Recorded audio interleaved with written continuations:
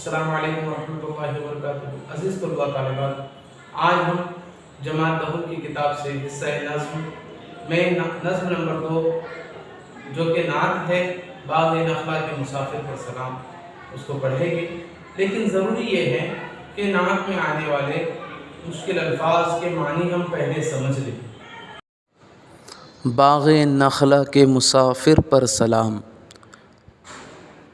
نظم کے اس عنوان میں ایک لفظ آیا ہے نخلا، جو کہ عربی زبان سے ماخوذ ہے، جس کے معنی ہیں وہ جگہ جہاں کھجوروں یا دوسرے درختوں کا جھنڈ ہو، وہ مقام جہاں کھجوروں کے بہت سے درخت ہو۔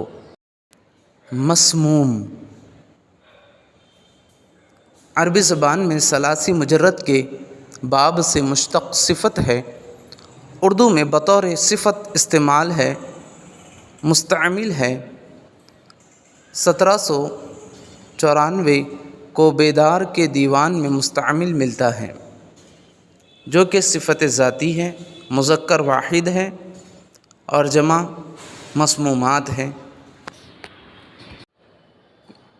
کوچہ بکوچہ، جو کہ فارسی سے ماخوذ ہے، جس کے معنی ہیں گلی گلی، ایک گلی سے دوسری گلی، جگہ جگہ۔ قریہ، جو کہ عربی زبان سے ماخوذ ہیں، یعنی گاؤں، قصبہ یا دیہات۔ کاہن عربی زبان میں ثلاثی مجرد کے باب سے مشتق اسم فاعل ہے، عربی سے اردو میں اصل معنی و ساخت کے ساتھ بطور اسم استعمال ہوتا ہے۔ سب سے پہلے 1810 کو اخوان الصفا میں مستعمل ملتا ہے۔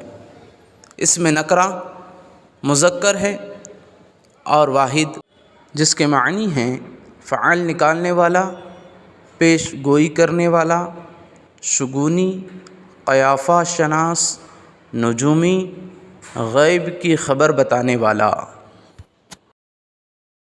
مجنون عربی زبان سے ماخوذ مجنون، عربی زبان میں ثلاثی مجرد کے باب سے مشتق اسم ہے، اردو میں بطور صفت نیز اس میں استعمال ہوتا ہے اور تحریراً 1564 کو دیوان حسن شوقی میں مستعمل ملتا ہے، جو کہ صفت ذاتی واحد ہے، جس کی جمع استثنائی مجنونین، جمع غیر ندائی مجنونوں، جس پر جن یا عاصب وغیرہ کا سایہ ہو اسے کہتے ہیں مجنون۔